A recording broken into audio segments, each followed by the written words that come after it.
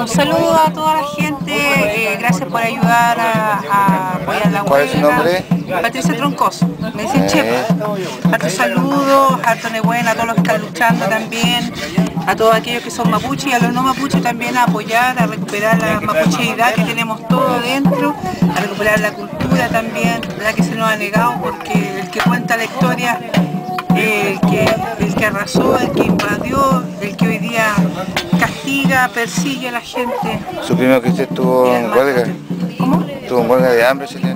¿Meses atrás? Sí, unos meses atrás estuve en huelga de hambre, unos meses atrás, un par de años atrás. ¿Un par de años atrás? Un par de años atrás. ¿Cuánto tiempo estuvo? 112 días.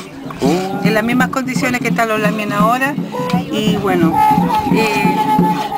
es difícil recordarlo en estos momentos porque la idea es que sean los propios lamien los que escriban su página de la historia.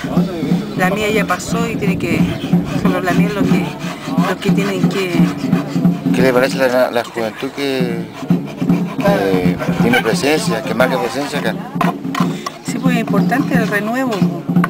Siempre se pensó en eso, de hecho los nidoloncos siempre estaban hablando de cuando nacieran los coligües. Decía, si habían coligües era porque coligües nacerán y si uno cae 10 se levantará. Entonces nosotros pensamos que las futuras generaciones son las que tienen la gran responsabilidad de fijar un camino.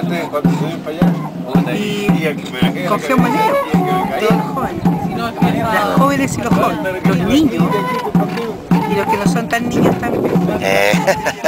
Muchas gracias.